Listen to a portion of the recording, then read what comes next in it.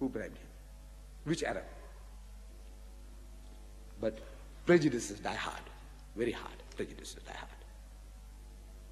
Now this is with regards to the testimonies and tributes paid by worldly men. Now let us seek another standard, a religious standard. And who can we find better than Jesus Christ to give us a standard of judging? Let's go to Jesus. In the Gospel of St. John, chapter 5, verse 36. Those of you who have Bibles, open them and check it out. John chapter 5, verse 36. Jesus Christ is speaking about greatness. He's comparing himself with John the Baptist. John the Baptist, we call him Yahya alayhi salam. And about Yahya alayhi salam, Jesus had made certain statements, very flattering statements he had made about Yahya, John the Baptist. He had said, among those born of women, there has not been another greater than John the Baptist. The greatest man that ever lived among the Jews, the prophets, was John the Baptist, Jesus said. But now he says that he is greater than John. Among those born of women, the greatest man was John the Baptist, Yahya alayhi salam. That's his testimony. He had performed no miracles, remember, not one. But according to Jesus, the greatest man among the Jews, Jewish prophets, greater than Moses, David, Solomon, Ezekiel, Elijah, a whole lot put together, John the Baptist, according to Jesus. Now he says, John 5:36, he said, my witness, my shahada, is greater than that of John the Baptist, not his disciple. He had a disciple called John, he had another disciple called John, he had a number of disciples. These were very common names. Jesus was a common name, John was a common name among the Jews, like Tom, Dick and Harry among us today. Or we had Muhammad, Ahmad and Suleiman and Dawood, same. There were Jesuses by the tons and there are Johns by the tons. But he's talking about Yahya alayhi salam, John the Baptist.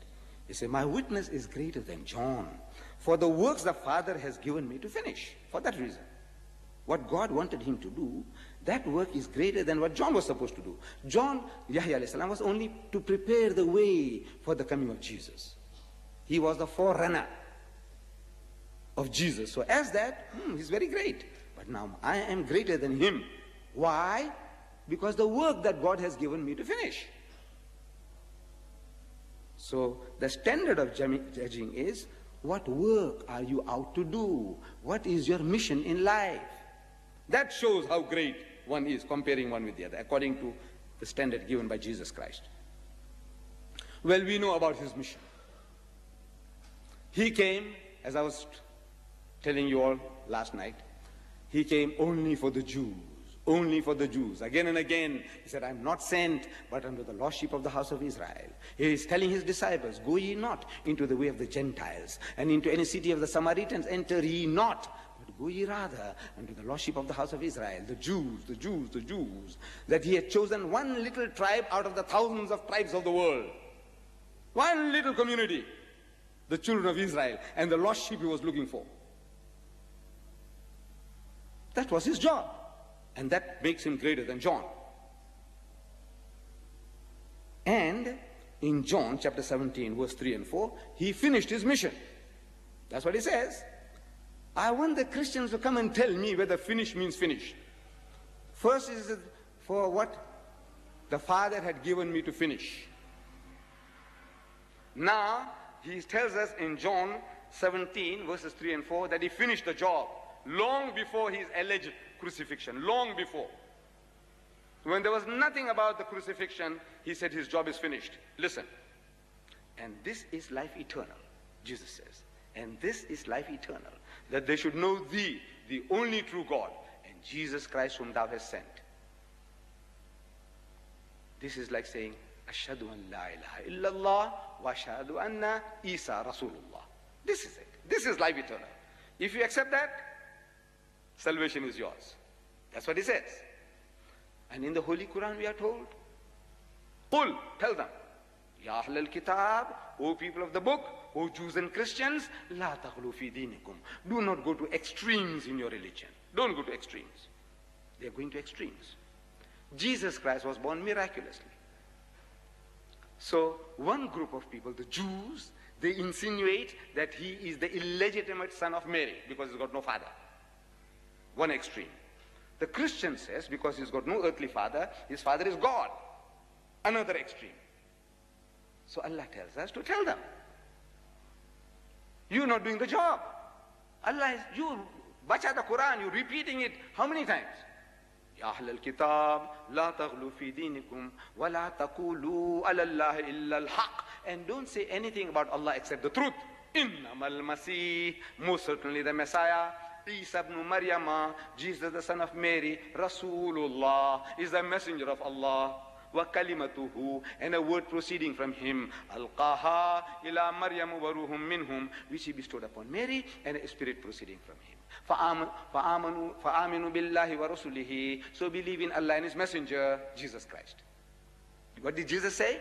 And this is life eternal, that they should know thee, the only true God, and Jesus Christ whom thou hast sent. Do you believe that? If you don't, you're not a Muslim. We believe that there is but one Allah, and Hazrat Isa alayhi salam was his messenger. So from what Jesus said, you have life eternal. You don't have to worry. You don't want expect anybody to be killed for you now. No qurbani required of Jesus or anybody else. No qurbani, no sacrifice. This is what he says, unless he's speaking with a tongue in his cheek. You know, tongue in his cheek means you say something but you mean something else.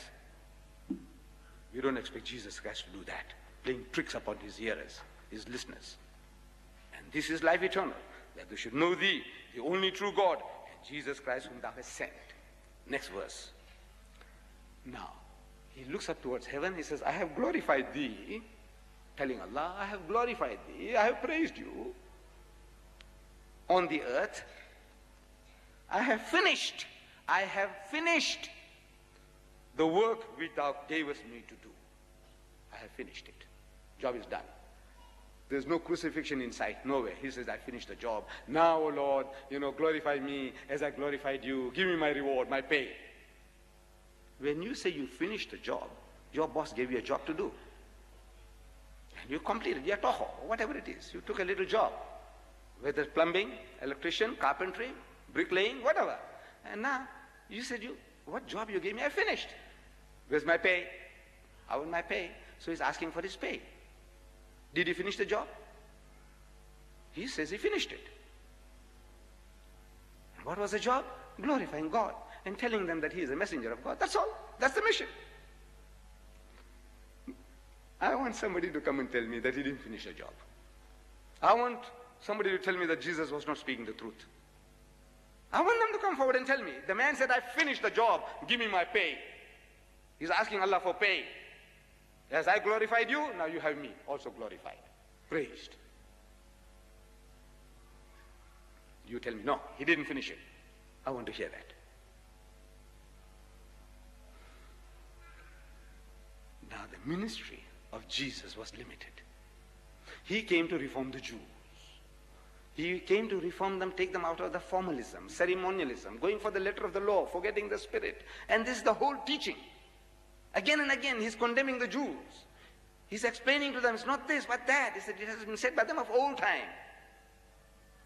An eye for an eye and a tooth for a tooth. But I say unto you, resist not evil. He who strikes you on the right cheek, give him the other. If a man takes away your coat, give him your cloak also. If a fellow makes you to walk 1 mile, walk with him 2. He said, agree with thine adversary quickly while thou art with him on the way, before he takes you before the magistrate and makes you to part with your last farthing. Good advice that. Don't go to court. It's a good advice, I tell you. But this is his teaching. This is what he came to do. He said, when you fast, don't fast as the hypocrites do, but fast like this. When you give charity, don't make a noise, don't broadcast it. What your right hand gives, the left hand mustn't know. That's not Islam. That's only half. When I have an opportunity, I'll explain to you. This is only half of Islam. But for their needs, it was perfect. For the sickness of the Jews, this was perfect.